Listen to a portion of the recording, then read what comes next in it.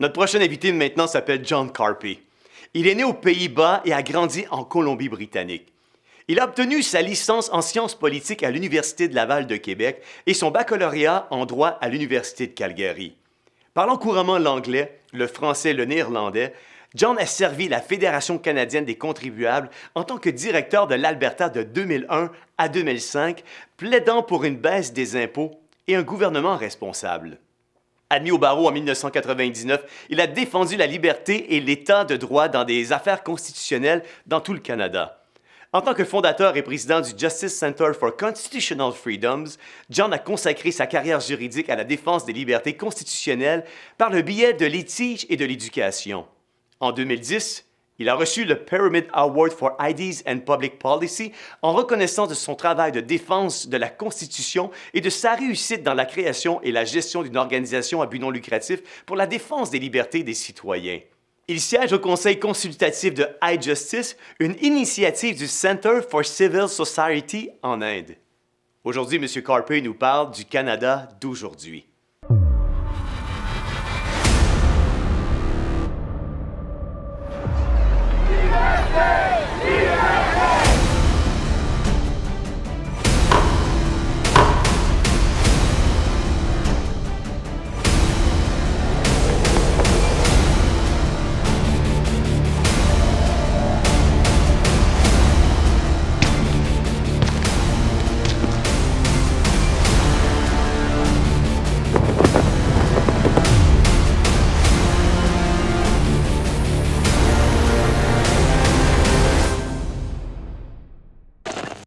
Bonjour, je m'appelle John Carpay et je suis avocat et le président du Centre juridique pour les libertés constitutionnelles. Aujourd'hui, je vais parler des droits et libertés fondamentales qui sont protégés par la Charte canadienne des droits et libertés. Dans les dernières décennies, on a vu un grand déclin, une dégradation de nos droits et libertés. Surtout, la liberté d'expression est très menacée aujourd'hui. On entend souvent, il ne faut pas dire ça, c'est homophobique ou c'est transphobique ou c'est islamophobique. Mais la liberté d'expression est très importante pour la société libre. La liberté d'expression nous permet de rechercher et obtenir la vérité.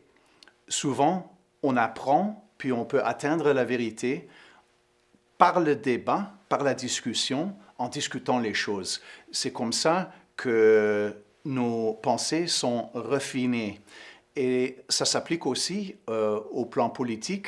Si on veut avoir des bons politiques publiques en matière de santé, de sécurité nationale, d'immigration, le financement, le budget, n'importe quel sujet, si on veut des bons politiques, il faut avoir le débat, la pensée, la discussion. Et pour ça, il faut protéger la liberté d'expression. On a dit, lorsque tout le monde pense du même sens, personne ne pense beaucoup. Si nous pensons tous la même chose, il n'y a pas beaucoup de pensée. Alors, la protection de nos droits et la liberté, ça prend le courage. Parmi les clients que le Centre juridique a défendus dans la dernière décennie, il y avait des étudiants à l'Université de Calgary qui ont formé un club pro-vie. Ils ont fait des activités sur le campus, ils ont eu l'affichage d'une façon pacifique et l'université leur a menacé avec l'expulsion s'ils continuaient à faire leur expression pacifique. C'était très difficile pour ces étudiants. Imaginez que si tu as 20 ans, 18 ans, 22 ans, tu es en train de faire ton bac et aujourd'hui, c'est presque impossible d'entrer dans plusieurs professions sans une éducation universitaire. Alors, lorsque l'université a menacé les étudiants avec l'expulsion de l'université, s'ils continuent à faire leurs expressions, c'était très difficile pour eux. Moi, je me demande si j'aurais eu ce courage, ce qu'ils ont eu, si j'avais 20 ans. En tout cas, les étudiants ont décidé de continuer à faire leur expression sur le campus. l'université a commencé des procédures de discipline contre les étudiants, leur a trouvé coupables de violer des règles de l'université. La punition était très légère, c'était une admonition seulement. Pourtant, l'université a dit aussi, si vous continuez, les punitions vont devenir de plus en plus grandes, résultant éventuellement dans l'expulsion de l'université. Alors, on est allé en appel dans le système universitaire et à la fin, c'était le conseil administratif de l'Université de Calgary a continué à dire les étudiants sont coupables. Et là, on a commencé un processus juridique et après 3 ans de litige, la Cour a rendu un jugement contre l'université, disant que l'université n'était pas raisonnable en supprimant le droit de liberté d'expression des étudiants. Alors c'était une bonne victoire pour la liberté d'expression. Mais la leçon là-dedans, la chose qu'il faut apprendre, c'est qu'on n'aurait jamais eu cette victoire sans le courage des étudiants qui ont continué avec leur expression, qui ont continué à agir de leurs convictions, même dans une situation très difficile. Ce sont mes héros. Je leur admire et c'était vraiment un privilège pour moi de pouvoir représenter ces étudiants dans la cour. Comme la liberté d'expression, qui est une des bases de notre société libre, la liberté religieuse, elle aussi, est menacée au Canada aujourd'hui. Il y a 2 ans, en 2018, la Cour suprême du Canada a rendu un jugement contre l'Université Trinity Western en Colombie-Britannique. L'Université Trinity Western est une université privée fondée dans les années 60. C'est une communauté chrétienne évangélique et depuis le début de l'université, ils ont toujours demandé aux étudiants de faire partie de la communauté. Et il y avait des règles, comme toute université a des règles. Une des règles de l'université, si on choisit d'étudier là-bas, c'est l'abstinence des relations sexuelles hors du mariage d'un homme et une femme. Là, l'université Trinity Western a commencé à créer un programme, une faculté de droit. L'université avait déjà une faculté pour les infirmières, une faculté d'éducation, alors ils voulaient aussi créer une faculté de droit.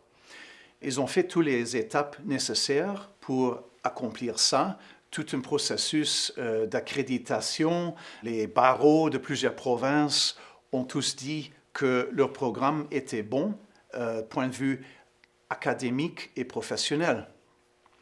Mais avant de pouvoir ouvrir ça, le barreau de la Colombie-Britannique, le barreau de l'Ontario et le barreau de la Nouvelle-Écosse ont dit « Vous ne pouvez pas ouvrir votre école de droit parce que vous avez cette croyance que les relations sexuelles hors de mariage d'un homme et une femme, ça, il faut changer ça, et sinon, vous ne pouvez pas ouvrir votre école de droit. » Cela est une attaque farouche contre la liberté religieuse. La Charte canadienne des droits et libertés garantit la liberté religieuse comme la première liberté. C'est la première chose qui est mentionnée dans la Charte. Et c'est si important. Si on veut limiter le gouvernement, si on veut protéger nos libertés, c'est la liberté religieuse qui vient premièrement. Et on voit à travers l'histoire que ce sont les régimes totalitaires tels que le régime communiste en Russie, le régime nazi en Allemagne, les autres régimes à travers le monde. La première chose qu'ils attaquent, c'est la liberté religieuse. Pourquoi ça? C'est parce que lorsque les gens croient en Dieu, il y a une chose qui est plus importante que l'État. Et les régimes totalitaires, les dictatures n'aiment pas ça. Ils veulent que le gouvernement soit la chose ultime. Et la liberté religieuse veut dire que les gens vont se comporter premièrement selon leur conscience, leurs convictions, la moralité, ce qui pose une limite sur le gouvernement lorsque le gouvernement veut faire des mauvaises choses. Là, l'Université Trinity Western a commencé des actions juridiques contre les barreaux de ces 3 provinces qui ont nié le programme. Ils ont gagné des victoires devant les cours d'appel en Colombie-Britannique ainsi que la Nouvelle-Écosse. À la fin, c'était la Cour suprême du Canada qui devait rendre une décision là-dessus. Malheureusement, la Cour a rendu jugement contre l'université et a nié leur liberté religieuse ainsi que leur liberté d'association. C'était un jour triste dans l'histoire juridique du Canada parce qu'il paraît que la Cour ne comprenait pas bien que c'était les barreaux qui devraient respecter la liberté religieuse et il n'y avait aucune obligation sous la charte imposée sur l'université Trinity Western. Mais la Cour a agi comme si l'université avait des obligations du gouvernement. En tout cas, les luttes continuent. On ne va pas être découragé par des jugements des cours qui viennent parfois, qui ne sont pas bons. On continue. Il y a quelques années, le centre juridique a eu comme client un couple chrétien à Edmonton qui voulait adopter des enfants plus vieux. Ils croyaient que Dieu leur a appelés à devenir des parents adoptifs pour les enfants plus aînés, qui souvent ne sont pas adoptés, parce que les gens qui veulent adopter des enfants typiquement veulent adopter des bébés, ne veulent pas adopter des enfants qui ont déjà 5 ans ou 10 ans ou 15 ans.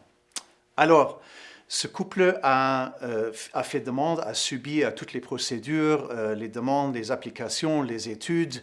Des agents du gouvernement sont venus regarder la maison, et les finances et toutes les entrevues. Et enfin, la conclusion était que ce couple était stable, dans un bon état financier, tout était bon. Mais la question a été posée, qu'est-ce que tu ferais si tu avais adopté un enfant gay? Et le couple a répondu, bon, c'est parfait, ça ne me pose pas de problème. Question posée, est-ce que tu encouragerais ton enfant à explorer sa sexualité? Et le couple a dit, ben non, nous sommes chrétiens et on croit que la sexualité, c'est pour le mariage. Alors non, on n'encouragerait pas nos enfants adoptifs à explorer leur sexualité. Là, l'agent du gouvernement a tiré la conclusion que ce couple ne pouvait pas adopter parce qu'ils n'encourageraient pas leurs enfants à explorer leur sexualité. C'est très triste parce que souvent les adoptions sont faites surtout par les chrétiens qui veulent adopter des enfants. Alors en niant ça, si on a ça comme politique, ça va réduire beaucoup le nombre d'enfants qui peuvent être adoptés. Là, on a commencé un processus juridique contre le gouvernement d'Alberta. Heureusement, le processus n'est pas allé loin parce que le gouvernement a assez rapidement dit « Ah, nous avions tort, on va changer nos politiques ». On a couramment, actuellement, un autre processus semblable en Ontario où il y avait une agence gouvernementale qui a nié le droit de devenir parent adoptif à un couple chrétien à cause de leur croyance chrétienne. Alors, il faut toujours défendre la liberté religieuse. Si on ne fait rien, ça va disparaître. Plus récemment, on a une grande attaque contre nos droits et nos libertés par les mesures du confinement qui sont commencées au mois de mars à travers le Canada, dans toutes les provinces et à travers le monde. C'est une situation assez étrange parce que, au début, les autorités nous ont dit qu'il faut un confinement de quelques semaines pour faire baisser la vague, pour contrôler un petit peu le virus. Maintenant, on est 6, 7, 8 mois plus tard et les mesures de confinement existent toujours. La Charte canadienne des droits et libertés dit que les gouvernements peuvent violer temporairement, d'une façon très spécifique, nos droits et les libertés, mais il faut justifier ça et il faut démontrer que les bénéfices tirés par la violation de nos droits et les libertés, que les bénéfices sont plus grands que les effets néfastes. Le confinement est contre plusieurs droits et libertés qui sont protégés par la Charte. Par exemple, la liberté d'association est violée par le confinement. La liberté d'assemblée pacifique est violée par le confinement. La liberté religieuse est violée par le confinement. Le droit à la liberté et la sécurité de la personne sont violés par le confinement. Alors c'est très grave et il faut reconnaître que même si l'intention est bonne, même si le but est bon, même si ça concerne sauver les vies des gens, même avec un but si important, il est important de ne pas oublier que notre société libre, c'est essentiel de protéger nos droits humains, qui ne disparaissent pas dans le nom d'un bon but. Sous la Charte, il faut que les politiques publiques sont basées sur les faits et non pas sur la peur. On nous a dit au mois de mars qu'il y aura des millions de personnes qui mouriront du Covid. Aujourd'hui, 6, 7, 8 mois plus tard, nous savons que ces chiffres étaient faux. On a eu des centaines de milliers de personnes qui sont mortes, oui, mais pas les millions tels que prévus. Pourtant, les mesures de confinement sont basées sur l'idée que ce virus est si dangereux qu'il faut imposer le confinement sur des millions de personnes, ce qui est un nouvel expériment qui n'a jamais été fait dans l'histoire humaine. La quarantaine, toujours concernait l'isolement des malades. La quarantaine, ce n'est pas isoler toute la population qui est en bonne santé. Alors, les gens aiment dire que c'est la science, mais la science est basée sur plusieurs expériments et on sait ce qui marche et ce qui ne marche pas. Un nouveau expériment, tel que le confinement aujourd'hui, ce n'est pas la science. Il n'est pas clair combien de vies ont été sauvées par le confinement. Les politiciens aiment bien dire sans le confinement, il y aurait beaucoup plus de personnes mortes. Ça, c'est la spéculation. Peut-être c'est vrai, peut-être c'est pas vrai. Mais l'évidence n'existe pas pour appuyer cette idée que le confinement a vraiment sauvé des vies. Mais même si le confinement a sauvé des vies, il faut regarder combien de personnes sont mortes à cause de ces mesures. En Alberta, il y avait un homme, Jerry Dunham, 46 ans, père de 2 filles. Son cœur fonctionnait à seulement 25%. Il avait besoin d'un pacemaker pour sauver sa vie. La directrice de la santé publique a été dit que ce service médical était non essentiel. Alors, il ne pouvait pas avoir son pacemaker. Jerry Dunham a eu peur lorsqu'il a lu au mois de mai qu'en Ontario, il y avait 30 patients cardiaques qui attendaient leur chirurgie, qui sont morts à cause du confinement, à cause de l'annulation des chirurgies. Il a lu ça, il a écrit sur Facebook « J'espère que je ne deviens pas une statistique ». Il est devenu statistique. Au mois de juin, juste 2 semaines avant le jour des pères, il a subi une attaque cardiaque et le personnel médical est venu, l'ont apporté à l'hôpital, mais c'était trop tard.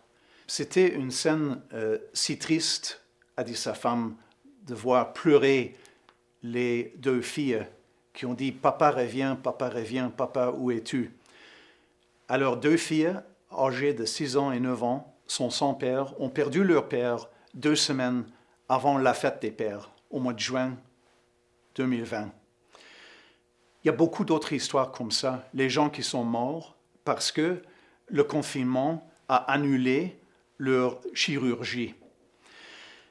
Il y a aussi des augmentations dans l'anxiété, la dépression, la violence conjugale, la violence en famille, la suicide, toutes sortes de mal.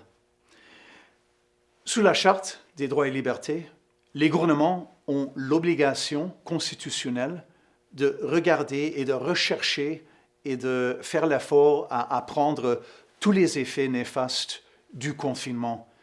C'est leur obligation constitutionnelle de faire cette analyse.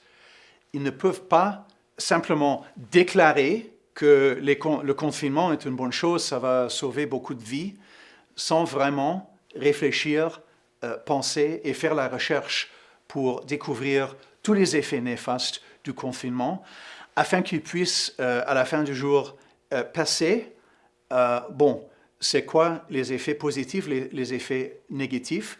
Seulement à ce moment-là, ils ont le droit de continuer avec ces mesures. Jusqu'à maintenant, il paraît que les politiciens n'ont pas encore commencé à faire ce travail dur, ce travail lourd d'analyser tous les effets néfastes du confinement. Alors le centre juridique est en train de faire ce devoir, ce que le gouvernement devrait faire. Nous, on va le faire, même si on a une fraction minuscule des ressources qu'ont les gouvernements à travers le Canada. On va le faire. On va faire un reportage sur tous les effets néfastes du confinement afin qu'on puisse passer vraiment, mesurer les deux côtés. Alors, nous sommes dans une situation difficile vis-à-vis nos droits et libertés qui sont affaiblis dans les dernières décennies. Que faire? Qu'est-ce qu'on devrait faire? Il y a 3 choses. Premièrement, rester informé, devenir informé. Il y a beaucoup de ressources qu'on puisse lire afin de se tenir au courant.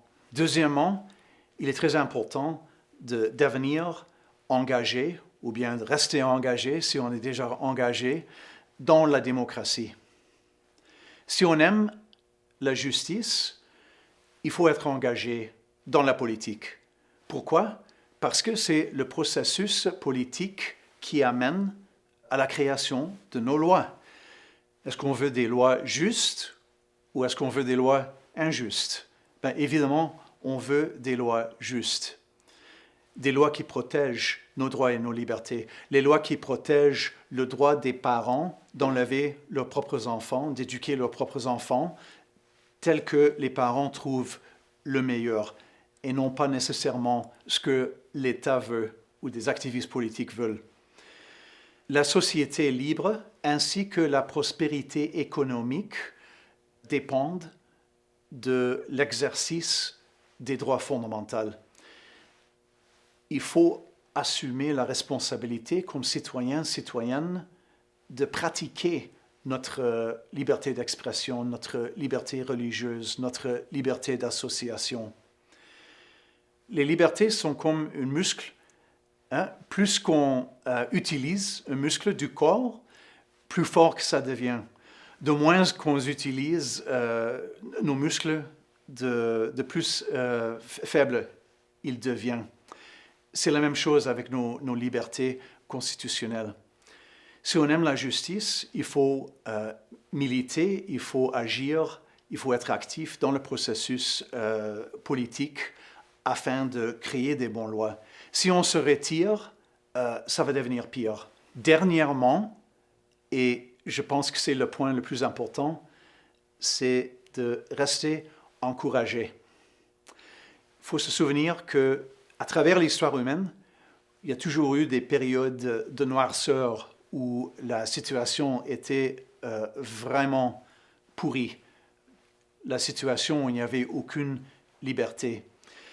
Et on regarde les héros du passé, ce sont les gens qui ont continué à promouvoir la justice, qui ont continué à parler, à proclamer la vérité.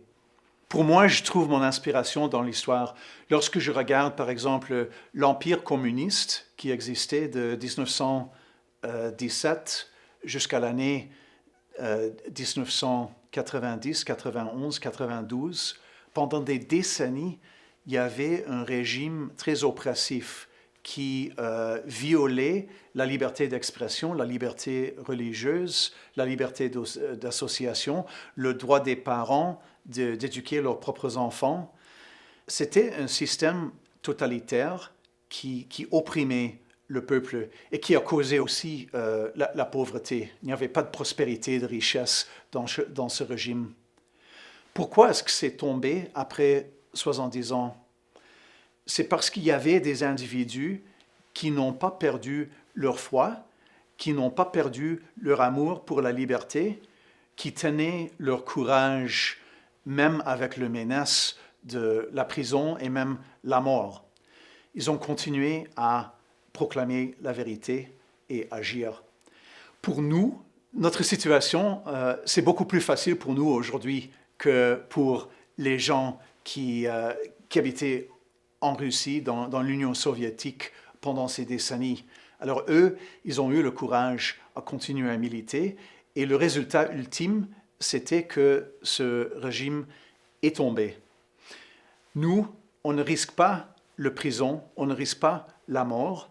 Le pire qui pourrait nous arriver, c'est que les gens vont nous attaquer en dire vous êtes homophobique ou transphobique ou raciste ou telle chose, les insultes.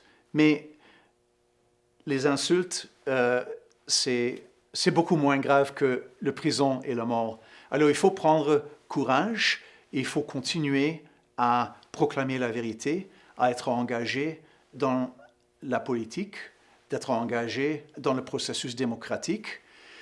Il faut continuer à utiliser, à exercer notre liberté d'expression. Et si vous voulez plus de renseignements au Centre juridique pour les libertés constitutionnelles, il y a un site web jjcf.ca. Encore, je remercie les organisateurs de la conférence Apologia. Il m'a fait un très grand plaisir de faire partie de cette conférence.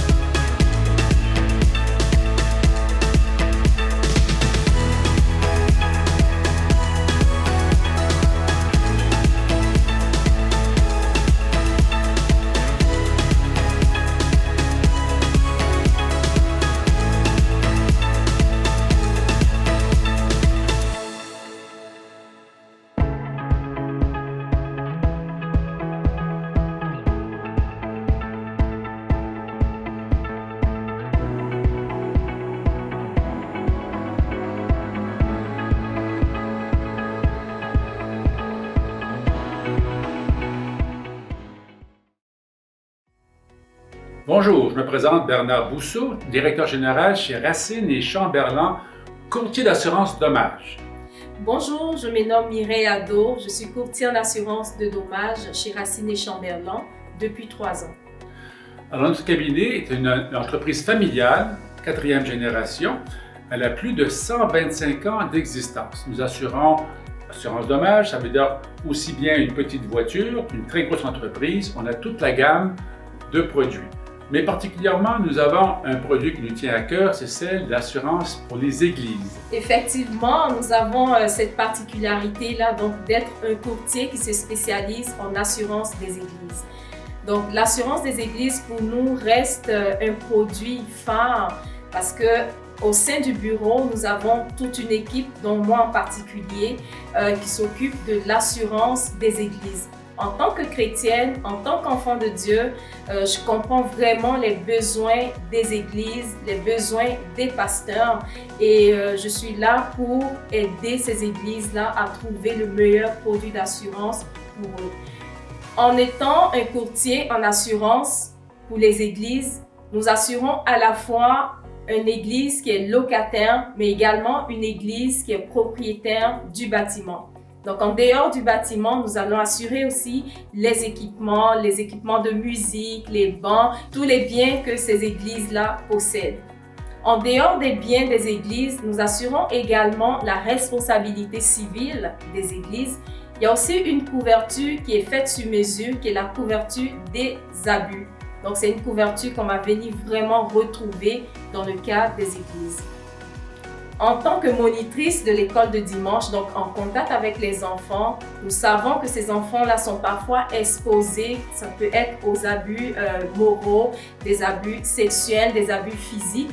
Donc, c'est vraiment important pour les églises de comprendre la pertinence de ce produit-là.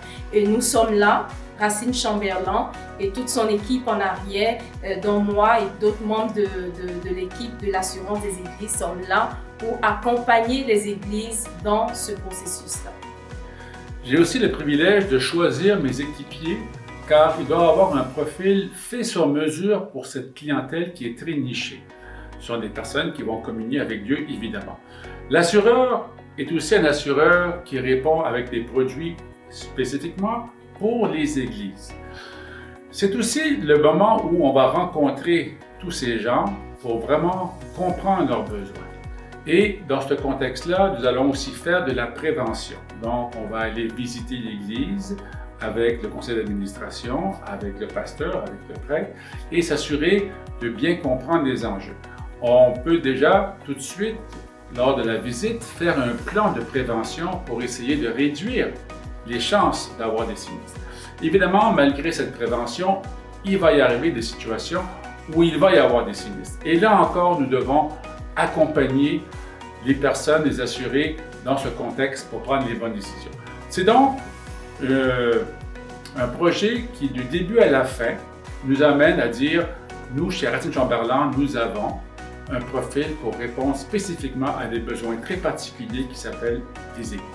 Donc, le fait d'être un courtier qui assure les églises a un avantage. Donc, cet avantage-là, c'est d'être en contact avec les pasteurs, comprendre leurs besoins, parler le même langage, mais de surtout recevoir la prière et leur bénédiction avant de raccrocher le téléphone. Alors, si jamais vous avez des besoins de conseils, des renseignements, s'il vous plaît, n'hésitez pas à nous appeler Racine et Chamberlain. Merci.